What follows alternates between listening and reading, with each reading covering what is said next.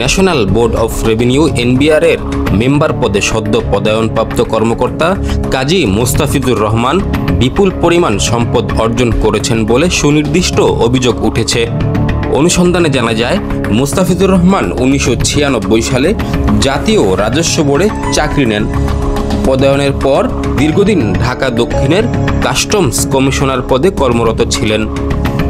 পরবর্তীতে শুল্ক ও আবগারির কমিশনার হওয়ার পরে মোস্তাফিজের সম্পদ ফুলে ফেঁপে উঠতে শুরু করে। জানা যায়, মোস্তাফিজুর রহমান দীর্ঘদিন কাস্টমস কমিশনার পদে কর্মরত ছিলেন। কাস্টমস কমিশনার পদে কর্মরত থাকা অবস্থায় বিভিন্ন ব্যক্তি এবং কোম্পানির সাথে লিয়াজু করে তাদের কর ফাঁকির ব্যবস্থা করে দিয়ে সরকারের খাতায় কর কম দেখিয়ে তাদের কাছ থেকে মোটা অঙ্কের ঘুষ নিতেন বলেও অভিযোগ পাওয়া যায়।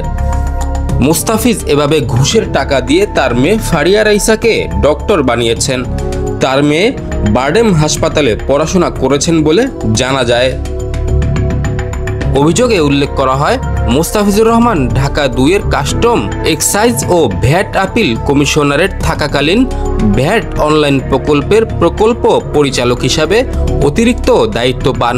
সেই প্রকল্পে দায়িত্ব পাওয়ার পর ভ্যাট অনলাইন প্রকল্প থেকেও বিপুল পরিমাণ লুটপাট করেছেন।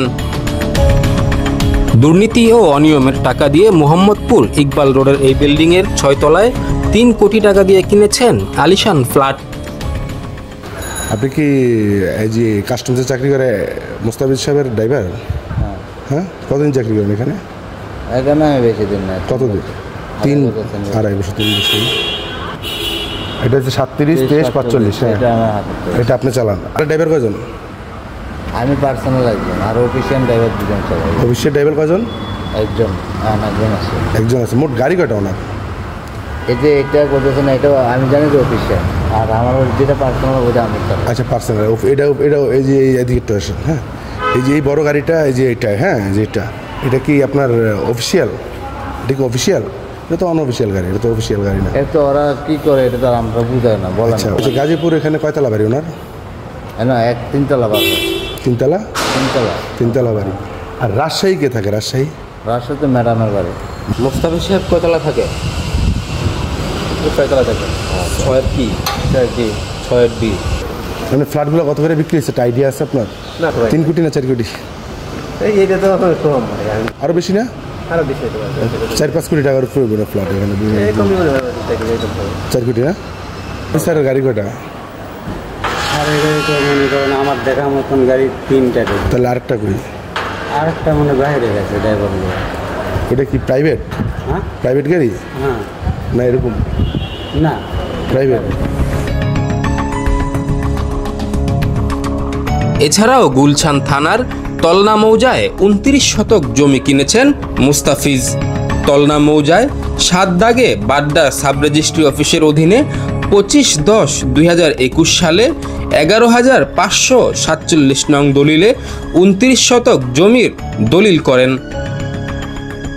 এছাড়াও গাজীপুর জয়দেবপুরে 582 নম্বর খতিয়ানে 7 শতক জমি রয়েছে মোস্তাফিজের।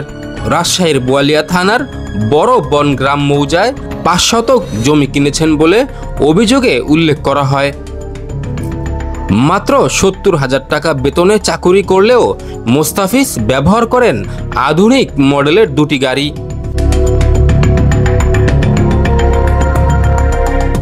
70,000 টাকা বেতনের মোস্তাফিজ 50,000 টাকা শুধু তার 2 ড্রাইভারকেই বেতন দেন। ময়মনসিংহ ফুলবাড়িয়ার নুরুল ইসলামের ছেলে মোস্তাফিজ বিয়ে করেন রাজশাহী বোয়ালিয়ার আব্দুল বাড়ির মেয়ে আলিয়া জেসমিনকে। স্ত্রী আলিয়া জেসমিনের নামেও রাজশাহীর বোয়ালিয়ায় রয়েছে বিপুল সম্পত্তি।